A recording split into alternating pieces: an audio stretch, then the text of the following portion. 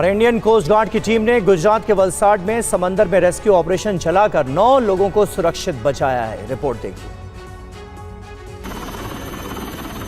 तस्वीरें गुजरात के समंदर में चल रहे इंडियन कोस्ट गार्ड के रेस्क्यू ऑपरेशन की है। कोस्ट गार्ड की दमन यूनिट ने अरब सागर में डूब रही एक नाव से 9 लोगों को सुरक्षित बचाया।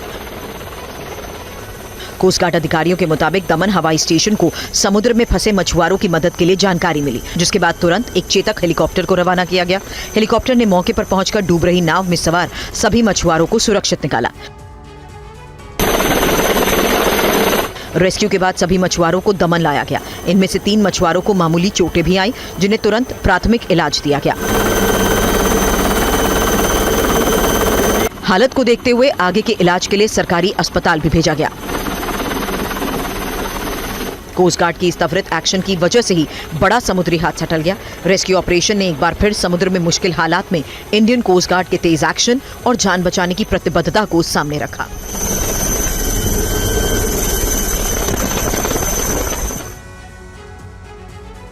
और उत्तराखंड के कई हिस्सों में करीब 40 घंटे से बारिश हो रही है, जिसकी वजह से ऋषिकेश में चंद्रभागा नदी भी उफान पर है।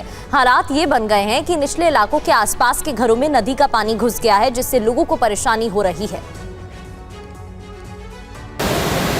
पानी की तबाही की ये तस्वीर उत्तराखंड के ऋषिकेश की है, जहां पानी न सिर्फ लोगों के घरों तक पहुंच गया है, बल्कि पानी की वजह से किस कदर नुकसान हुआ इसका भी अंदाजा लगाया जा सकता है। कार, बस तक डूबी दिखाई दे रही हैं। कई स्थानों पर तो बड़े बड़े ट्रक भी पानी के आगे बेबस नजर आ रहे हैं। दरअसल उत्तराखंड में बीते कई दिनों से बारिश का क्रम जारी है।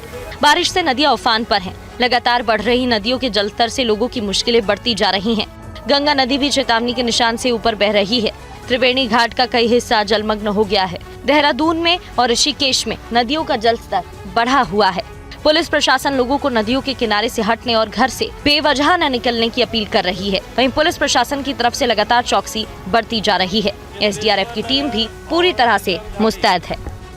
हमारी टीम द्वारा कोई भी यहाँ पे लोग रह रहे हैं उनको सूचित किया जा रहा है कि आप सुरक्षित स्थानों पर चले जाएं। कुछ भी घटना या कुछ भी इस प्रकार से हमें कोई सूचना प्राप्त होती है तो हमारी टीम पूरी तरह से मुस्तैद है, अलर्ट है। चमोली में लगातार हो रही तेज बारिश के बीच कल्पेश्वर महादेव मंदिर के पास भूस्खलन हुआ और इसकी वजह से मंदिर परिसर में भारी मात्रा में मलबा भी आ गया। देखिए, लगातार बारिश की वजह से उत्तराखंड में आपदाओं का दौर थमने का नाम नहीं ले रहा। तस्वीर चमोली की है। तेज बारिश के बीच कल्पेश्वर महादेव मंदिर के पास भूस्खलन हुआ, जिसकी वजह से मंदिर परिसर में भारी मात्रा में मलबा भर गया। मंदिर के आसपास के इलाके में भी इसके चलते काफी नुकसान पहुंचा। मलबे में पंच केदार में शामिल कल्पेश्वर मंदिर परिसर, पुजारी कक्ष और स्टोर भी दब गया। गनीमत रही भूस्खलन के समय मंदिर में कोई नहीं था, इसलिए कोई हताहत नहीं हुआ। मंदिर में रखा सामान खराब हो गया। हवन कुंड को नुकसान पहुंचा। चमोली जिले में सिरी रेगाव सड़क से भी एक खौफनाक तस्वीर सामने आई। पहाड़ से चट्टानें और मलबा तेजी से सड़क पर गिरता रहा। ढलान का हिस्सा लगातार खिसकता दिखाई दे रहा है। मलबा गिरने से यातायात ठप है। सड़क बंद होने की वजह से कई गाड़ियां और यात्री रास्ते में जहां तहां फंस गए। घटना के बाद से इलाके में दहशत का माहौल है।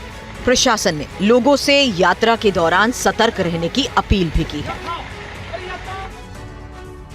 और वहीं मध्य प्रदेश के इंदौर में स्मार्ट सिटी प्रोजेक्ट के तहत बनाई गई सड़क अब सवालों के घेरे में है।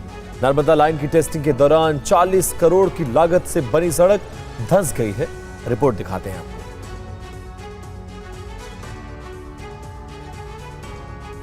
इस सड़क की हालत देखिए। इस सड़क को बनाने में 40 करोड़ रुपए की लागत आई थी। पानी की टेस्टिंग में सड़क बुरी तरह से धंस गई। जमीन के नीचे से सैलाब फूट पड़ा। इंदौर स्मार्ट सिटी प्रोजेक्ट के तहत तैयार की गई आदर्श सड़क की क्वालिटी पर अब गंभीर सवाल खड़े हो रहे हैं। इस सड़क का बड़ा हिस्सा अचानक से धंस गया। पानी की नई लाइन की टेस्टिंग के दौरान सड़क के नीचे से पानी की धारा फूटने के बाद यह हालत हुई। यह पूरी घटना सीसीटीवी में रिकॉर्ड हुई है। वीडियो में सड़क के नीचे से पानी निकलने और इसके बाद सड़क का हिस्सा धंसने का मंजर साफ दिखा। सीसीटीवी सामने आने के बाद ये सवाल भी खड़ा हो रहा है कि नई पानी की लाइन की टेस्टिंग के दौरान सड़क के नीचे पानी कैसे पहुंचा और सड़क की सतह इतनी जल्दी कैसे धंस गई। 40 करोड़ रुपए खर्च करने के बाद भी लोगों को ऐसी सड़क मिली। इतनी बड़ी राशि खर्च होने के बावजूद सड़क का इस तरह से धंसना सरकारी काम की क्वालिटी पर सवाल खड़े कर रहा है। इस सड़क के इस्तेमाल में की गई तकनीक भी गंभीर मामला है।